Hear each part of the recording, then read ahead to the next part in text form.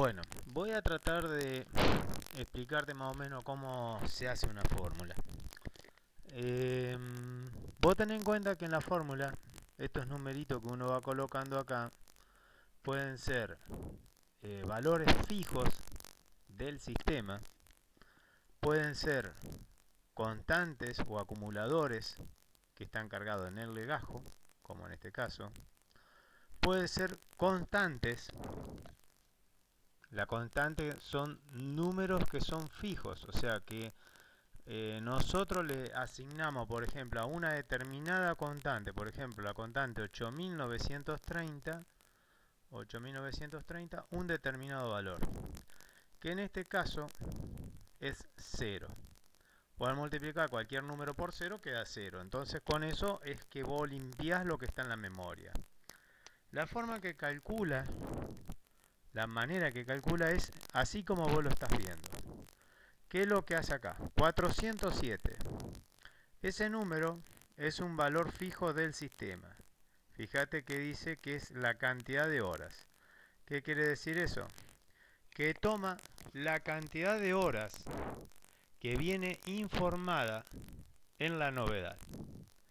Y igual 438. 438 es una variable.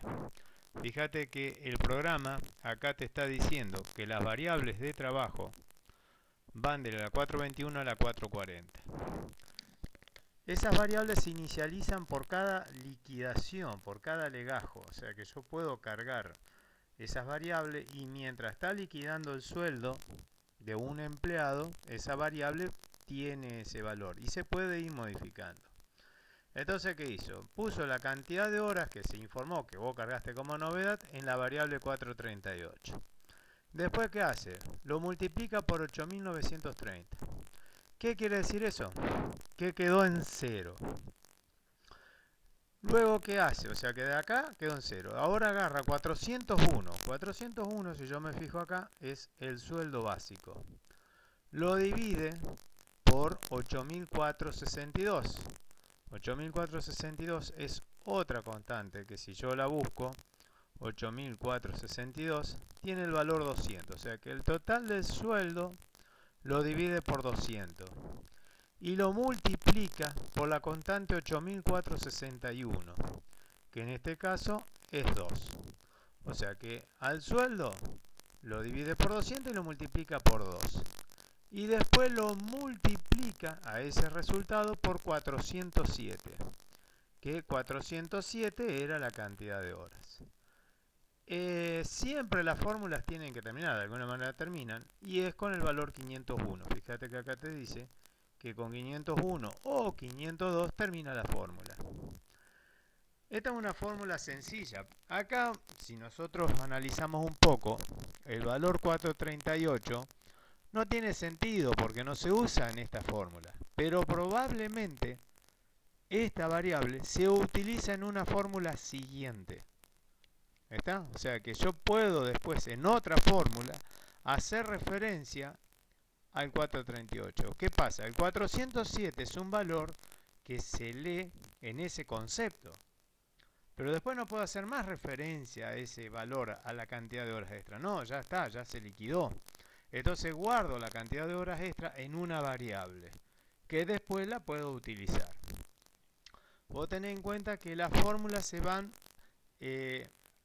haciendo funcionar en forma ascendente. O sea que si la hora extra, para poder usar este concepto 438, tiene que venir una fórmula que se liquide después de ese concepto. Por eso cuando uno mira un recibo de sueldo de un legajo, uno ve los conceptos ordenados.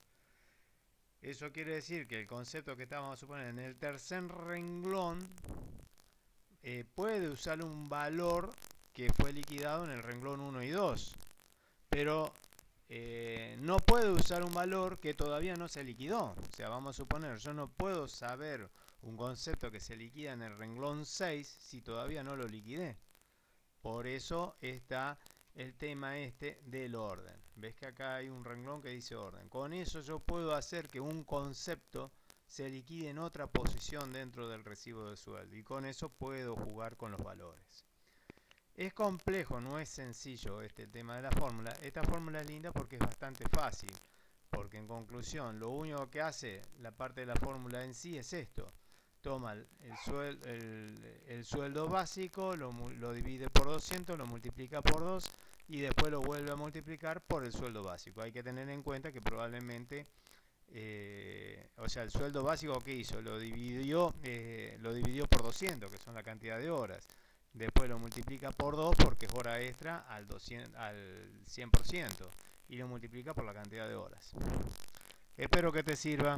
Chau, chau.